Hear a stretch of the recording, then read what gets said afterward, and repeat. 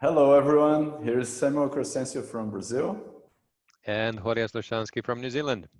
We are in this video series here to discuss the impacts of COVID-19 in our lives and jobs. And last video, we discussed a little bit about the heart of Lean and Agile and why it's important to embrace these methods to cope with the change. And in this video, we want to discuss a little bit more about how we prioritize things, how we really identify what we should do first, right? Yeah, it's a really interesting topic because business value is very context sensitive. We don't have a formula for value. I mean, in physics, you have E equals mc squared. You know, energy is mass times square of the speed of light. And no matter how you do it, that's it. That's the formula. We don't have a similar formula for value. It would be wonderful, wouldn't it, to be able to just put the ingredients in, stir a little bit, and hey, new cake, voila. We don't have that for Exactly. value.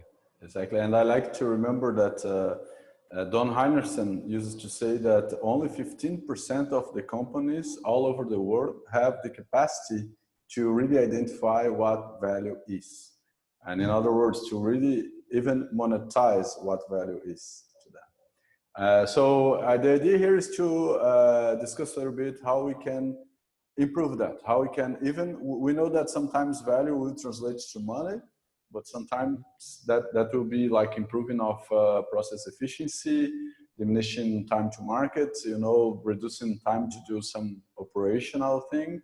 And now how we put all that together, and especially how we use that sense of value so that everybody in an organization can take good decisions, regardless of it's a executive or a manager or even somebody that's down there on factory floor, how they take decisions based on value. What are the insights you can get for that? Right, that's a really tough question, isn't it? It has to come down to how do we define value? You were mentioning earlier this concept of a business value dial, Samuel. Tell us a Yeah. little bit more about that. Yeah, sure. I really like this one. This was one of the things that I've learned with our friend Pat Reed, and I really enjoy, I really appreciate this. And I think it's really very valuable. The basic idea is to create a common currency for the organization. What's important for the organization? Sometimes we know that in order to monetize what we're going to do, it's really hard. Sometimes we may need to prepare complex equations just to get that down to a number. But sometimes something more subjective can be useful already. For example, what's important, for example, let's say to an HR company.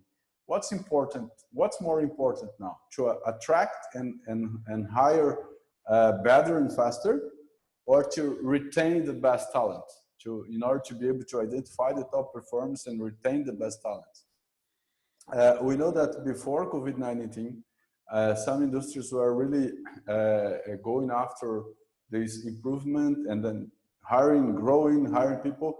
And now it's kind of the opposite for some of them. Some of them are even having to fire people because they cannot afford them anymore. In industries like tourism, events, and some others, they are really suffering. So what was important before is not anymore. And now I think one of the most important things we have to do is to take the decision makers in the organization and to define what is this dials, what are these dials, what this common currency means for us. And I like the analogy that this is exactly as in the common market, in the economic market. For example, the Brazilian real compares to US dollar. Sometimes the dollar's like up here and then the real is like here, but we already have like a similar, we had $1 to 1 real back, I think 15 years ago or so. Now the dollar is 5 reals. And the same thing for a company, like again, in this example for the HR company, attracting and hiring faster and better could, before COVID probably was like here, but now it's here because people are not hiring anymore. So what's more important? More important now is to retain people, to identify the best talent. So this is one of the ideas that we can use to identify what business value. What are the other things we could use for that? Um, I think whether you call it value dials or sliders doesn't really make much of a difference. Also, my recommendation would be don't go crazy with all sorts of weightings or anything Right. like that. Um, it Think of the work of Daniel Kahneman, and he has a really good book called Thinking Fast and Slow. You can see a lot of the research that goes into showing that it's um, much more effective to just go with simple sort of rankings rather than weightings that are too complicated. Um, Ultimately, you want to get a value model that gives you a prediction that's good enough. You don't have to have a perfect assessment. So, for instance, if you have value dials, how many dials should you have? Well, you don't really want to have dozens and dozens and dozens of dials. Sure. You want to Exactly. have somewhere around a handful or so, right? Yes. 3 to 5 is a good number of dials.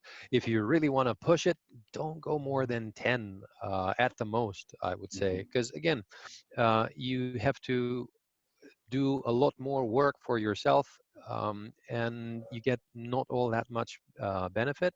So think in terms of simplifying how you could use the value dials, and think why it's important to have a few of them is whenever I have a new idea, a new feature, a new element that I'm trying to assess, you want to then assess it against the dials to say, so if I have this idea, how will this impact this dimension of the dial and that dimension and this dimension? Right. So then you can do rankings for those. And if I have a list of here are my ideas, my concepts, my features that I'm assessing, I end up with some scores. And then very simply, I end up with what the um, value scoring is for those features.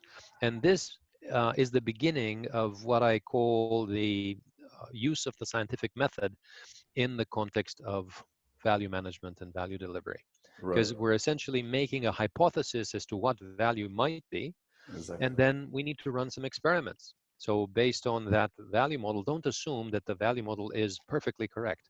You don't know. It's only a hypothesis. In order to really know, you actually have to create that particular feature or deliver that particular initiative and see what the users, what the beneficiaries, the customers think of that particular item. Is it truly that valuable?